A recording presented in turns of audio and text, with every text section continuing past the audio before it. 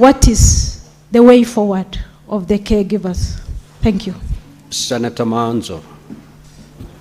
Yes, Mr. Speaker, I just want the CS to confirm what strategy they have or program to make sure that the monies which go to all people is on time and each one of them who is registered receives, because a lot of time when it is sent, people have registered but they don't get this money at all, and the efforts to find a verification is difficult, and therefore they keep on coming back to elected leaders. I thank you, Mr. Speaker. Senator Okenyuri. Thank you. Thank you, Mr. Speaker. I would also wish to know from the Cabinet Secretary why the Inua Jamii cash transfer is stalling, especially notable in Kisii by yesterday. Most of the residents were not able to access the same, and this is arising from the technical hitches which we are experiencing from migration from the commercial banks to the mobile system. And attempts by residents to get to the local offices are unresponsive because those local offices lack the digital devices that they need to aid this. What is the ministry doing to address that so that we rescue most of our vulnerable groups from the distress they are undergoing at the moment? Thank you. Senator Moruma.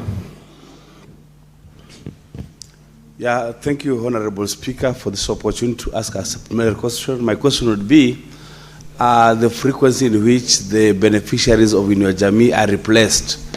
Because I know there are people who are beneficiaries and die, but I've never had people being replaced, and yet there are very many people who are supposed to really benefit. In my county, how many, for example, have been replaced in the last 1 year? Thank you, Honorable Speaker. Senator Mandago. Thank you, Honorable Speaker. Honorable Speaker, I'm looking at the data for beneficiary distribution per program per county. And I've noted that there are outlier counties like Kakamega with 54,000, Kiambu with 52,000, Kitui with 50,000, Machakos with 50,000, Meru with 50,000, Muranga with 63,000.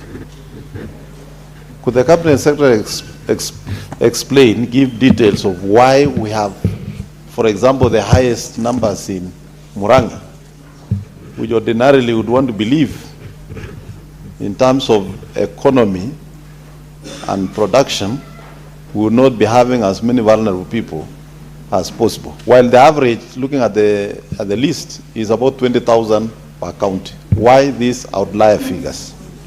Senator Majayo.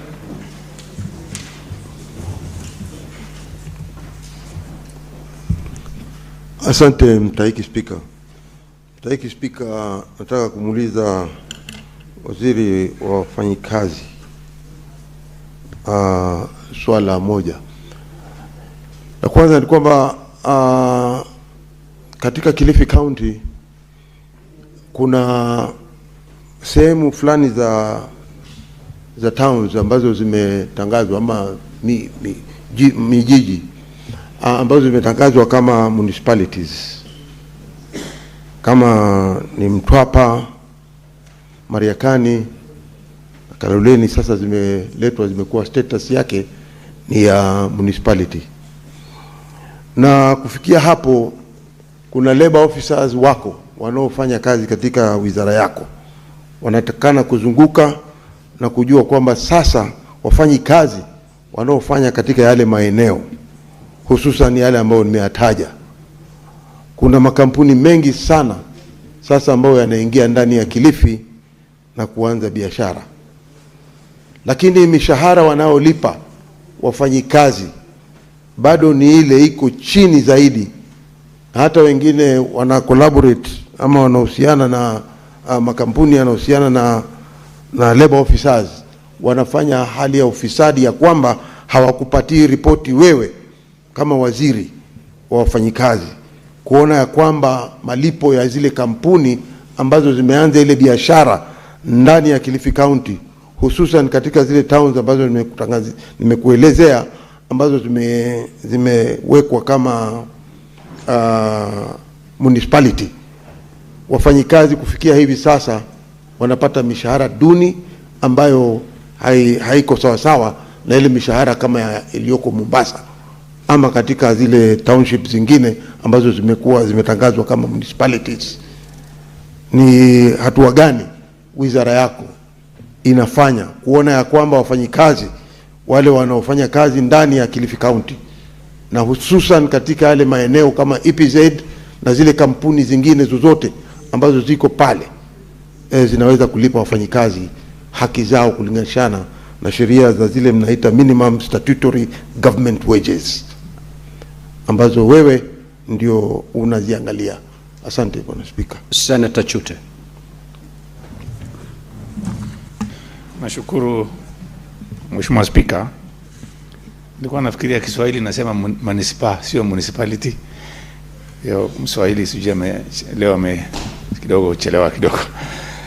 Mheshimiwa Speaker, waziri iko siku nilisema dolari, nikaambiwa sio dolari. Kwa hivyo municipal ndio ile Kiswahili sahihi.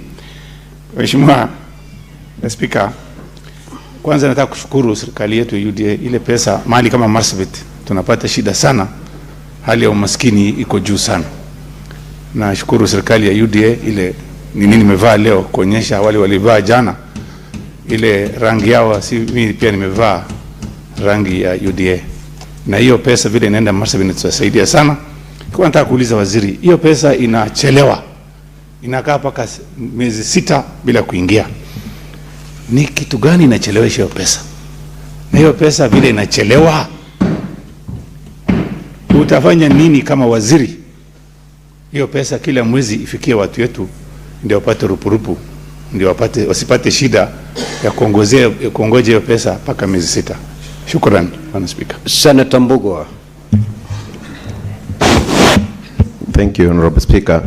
Bwana CS, there has been allegations of this program having ghost beneficiaries. How serious is that problem, and what has your ministry done to mitigate against the same? Thank you. Senator Sige. Thank you, Mr. Speaker. My supplementary question to the CS is born from the beneficiary distribution per program per county schedule that is provided. Honorable CS, you have told the House that you have lately received directives from the President to re-register or continue registration and review of the beneficiary list. The information we are getting is that the system and criteria is a bit restrictive.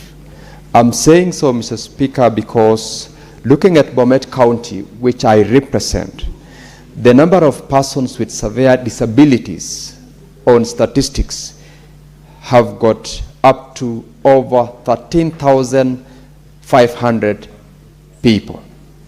The beneficiaries thereof from the schedule, Honorable CS, is 1,177, meaning we have got people over 12,000 who still need this particular support. What measures have you put in place to either ensure that you have as many of those who are desirable of this support from the restrictive criteria that is used in incorporating them in the register of the beneficiaries? Thank you. Senator Kathure. Asante sana Bwana Speaker. Swali langu kwa waziri ni ya kwamba kuna wazee wengi sana wamepitisha miaka 70. Kuna wengi walikuwa wanapokea zile hera lakini siku hizi hawapati. Wametolewa kwa system na wajui vile watarudishwa. Wamejaribu katika sub county offices za social service lakini wameshindwa. Kwa hivyo nauliza waziri, hao watarudi namna gani, na wale wanafika umri wa miaka 70 mbona wasiwe moja kwa moja wanaingizwa kwa system? Sababu kuna wengi sana ambao wamepitisha hiyo miaka na bado hawapati, hawajasajiliwa kupata hiyo pesa. Naomba waziri, kama vile hii citizen inaweza kufanya kazi siku hizi, mbona asifanye automation ya kwamba mzee akifika miaka 70 vile Chute kama akifika miaka 70 anaingizwa moja kwa moja katika mfumo huo wa kupata hizo hera? Bwana Speaker, asante sana. Senator Abbas. Thank you, Honorable Speaker. Honorable Speaker, I want to ask the Waziri. Waziri, the statutory bodies like NSF, CBF, and lab funds, they invest the pensioners' money to various projects. Like NSF is actually do a lot of investment. But, you know, whatever interest they get, whatever the business is made out of less, the only money that is made is not reflected back, or it's not back, contribute back to the pensioners. So what is actually, how much money does go to, after investment, how much money is belong back to the pensioners so that they can benefit? Most of the pensioners are suffering actually, and they're not paid anything, and their money is being used for investments. It is not actually paid back to them. So I don't know what is the Constitution saying, that pensioners must get their money after investment. At least they must get at least an additional fund. So instead of, you know, investing, people are building a lot of houses, they do a lot of investments. They even actually, like CBF now is actually contributing to roads, but the contributor is actually suffering. They don't even get their money. They get no benefit in that investment.